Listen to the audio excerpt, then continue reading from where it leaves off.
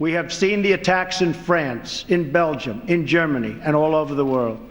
It is not compassionate, but reckless to allow uncontrolled entry from places where proper vetting cannot occur.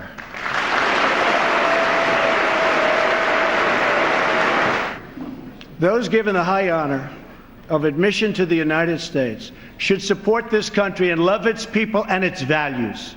We cannot allow a beachhead of terrorism to form inside America. We cannot allow our nation to become a sanctuary for extremists.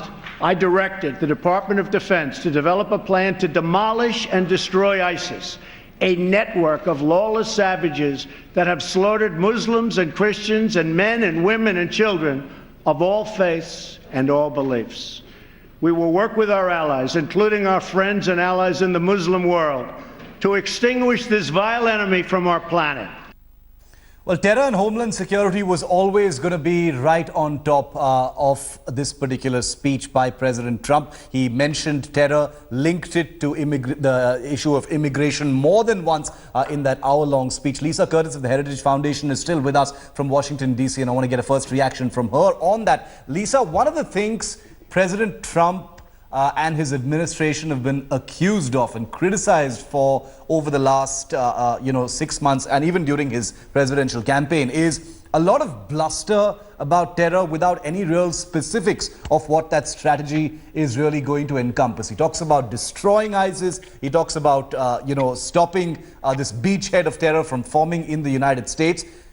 He hasn't detailed that in this particular speech, Lisa, but is there a specific plan here?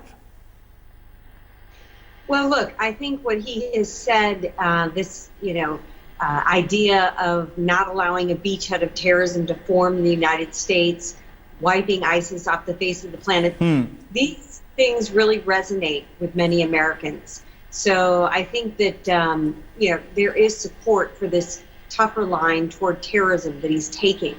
When it comes to an actual plan, in fact, he has asked the administration to come up with a plan. So I think we'll be seeing that unveiled fairly soon. Or perhaps, the plan is being put in place. And, he said many times that he doesn't want to reveal all the things that he's going to pursue, particularly against ISIS. But I think that, what he has said will really resonate. And I think that Indians would, be supportive of his tough line on terrorism. India, of course, has been a victim of terrorism itself. Yes. So I would think that some of these approaches that he is taking to terrorism would certainly find favor in India. But, he's talked about other important national security issues. Yes. He has talked about building up the U.S. military. And even though he didn't talk about China directly, we have to assume that we're building up the U.S. military in part to hedge against the rise of China, something that India also has concern about. But in getting back to the terrorism issue, I think what's interesting is that he stuck with this language of radical Islamic terrorism. We know that the National Security Advisor, General McMaster, has tried to argue against the use of this phrase. Yes. But he very clearly stuck with it. So I think this shows that, there are some things that he is committed to, he's not going to change, and taking a very strong line on terrorism, calling a spade, that's something that he's going to stick with. All right, very important point made there, Ambassador Shankar, by Lisa, that he was advised against using the phrase radical Islamic terror, but he decided against that advice and used that phrase 3 times in that speech. But, having been ambassador to the United States, ma'am, is there comfort for India from the things the president has said about terror? Because he hasn't gotten any more specific about what his plans are. It's a kind of a general tightening against terror, and more with a view to protecting the U.S. homeland. Therefore, extreme vetting of immigrants from places where it is not possible for the U.S. to vet, so that there's no beachhead of terror created within the United States. But I think the other point which he made, which is to come up, asking his national security establishment to come up with a plan to demolish and destroy ISIS. Yes, yes. And that he will work with other countries, including US Muslim allies, towards this end. So let's see what they come up with. He hasn't, of course, talked much about issues closer to our region and the terrorism, you know, in Afghanistan, Pakistan, right, which really is of much greater concern. Would India have expected him to mention Pakistan? No, he hasn't. He hasn't really referred to Afghanistan at all, right, or very much during his campaign. If you look at his campaign, most of his discussions have been focused on ISIS, yes, absolutely, and the danger that ISIS poses, and his willingness to work with Russia if necessary to destroy ISIS.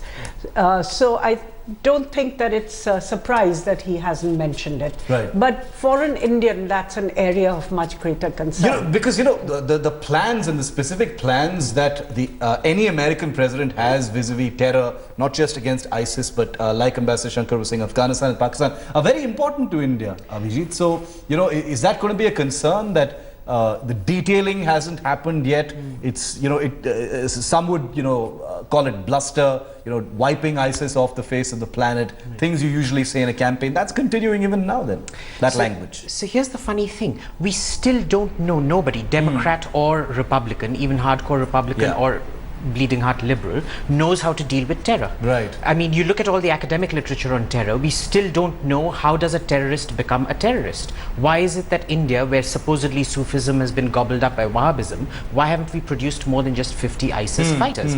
There's a big issue.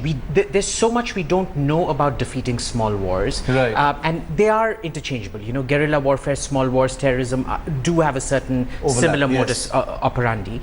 We know nothing about this. We're all fumbling in the dark. So, you know, to put an unnecessary onus on President Trump saying, well, fair point, Obama also said a lot of these things. But then this is important because then this links up to another issue, which people tend to make fun of Trump, and the problem, of course, with him is he doesn't tend to nuance what he says, is illegal immigration. Now, take illegal immigration. When refugees move across borders, when you have mass movements, you create a whole network of illegality. You have to pay all these touts for getting you on the boat and things like that. In Mexico, it's most of this money usually goes to drug dealers. And you know, leverage on one form of illegality leads to leverage on other forms of illegality. And these are the main money laundering networks that keep terrorist networks alive. Right. In Mexico, it keeps drug cartels alive, amongst other things. I'm not implying monocausality, but this is one of the things that keeps happening out there. So, you know, I think it's very important that we take Trump seriously, but don't take him literally. Right. That said, I'd also like to disagree with Lisa. She's a very good friend, but I'm going to disagree with her slightly on this, because I think his first presidential speech was his inauguration speech. Unfortunately, what happens is people seem to want their commander-in-chief to also be the deluder-in-chief, you know, giving you all these airy-fairy inspirational talks, whereas he's giving you a very blunt, realistic talk, which then brings you to the point of the shooting of the Indian. If you remember, that shooting of that Indian was used by Obama, if you look at all his tweets from the period, against gun violence for his own political agenda. It wasn't about racism. So how is it that gun violence then is gun violence now is racism? And then there are other points that people don't want to deal with. Canada and Switzerland have a much higher rate of individual gun ownership. Yet Canada doesn't have the same levels of violence. And in Switzerland, the main gun crime is suicide through gun. It doesn't have gun violence. And Trump actually mentioned gun violence and the rate of murders in Chicago. Yes, he did. But the problem here is you have to understand that America has significant social problems of its own, which we tend to trivialize. And that's the problem. When you start taking Trump literally instead of seriously, you end up trivializing a lot of sense that he does actually make in his speeches. Okay, so we've almost run out of time on this discussion, very enlightening discussion on Trump's first big speech, that joint address to the Congress. We're going to take a very brief break. When we come back, we're going to get closing comments from our guests. Was there comfort for the world? Was there comfort for India from that speech from President Trump? That's after this very short. I am here tonight to deliver a message of unity and strength, and it is a message deeply delivered from my heart. A new chapter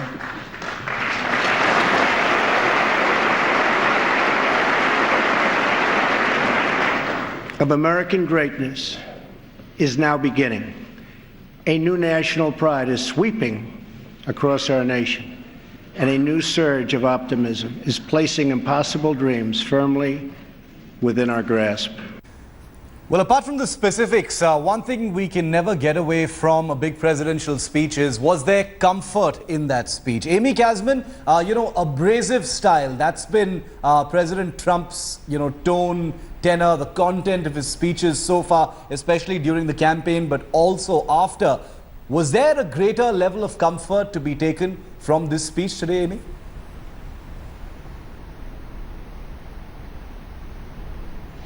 Look, I think that Donald Trump in the speech really, in some ways, speaks to the concerns of the people that, propelled him to power. And he really does, the part that I found the most sort of relevant in some ways is where he talks about the people of the American middle class who feel that the ground is really slipping beneath their feet. America in recent decades has seen, the quality of its public services decline dramatically. People have a feeling, America used to be seen as a land of opportunity. It may still be for many immigrants, and it has been, but many middle-class Americans feel that the pillars that they depended on to build a better future for themselves and their families, like the education system, are kind of crumbling and weak. And I think Donald Trump recognizes that. He recognizes the very real anxiety of middle-class America. Right. But what I think is slightly problematic is I'm not sure that his solutions really will prove to be such solutions. Okay, Ambassador Shankar, Amy says he was talking to the people who propelled him to power, the disenchanted middle-class America. In that sense, not much comfort for the rest of the world? What would you say? Well, those are the issues that he drummed up also during the electoral campaign. And as we've seen till now, by and large, he's been sticking to the priorities that he outlined for himself during the campaign, sometimes in an unmoderated way. Certainly, I think his sense that he is going to look out for all Americans and not let any American be left behind, that the government cares for those who find that they are being squeezed. And yes, there has been concern in America about growing inequality, with the richest of the rich cornering very much more of the total GDP, and the middle class, which used to be the backbone of America, being squeezed, progressively getting squeezed. I think that is some concern or anxiety which he has tapped into and which he seeks to address through tax cuts, through more protectionist policies for hire American, buy American, and an emphasis on security to basically, again, address fears about terrorism. Because of all the terrorist attacks in Europe, the flow of refugees, that the feeling being that if there is an unstaunched or unstemmed flow of refugees into America, then it could impact American security. So I think he stuck very much to the issues that he outlined during his campaign. But it does to some extent have broad appeal in America, otherwise he wouldn't have been elected.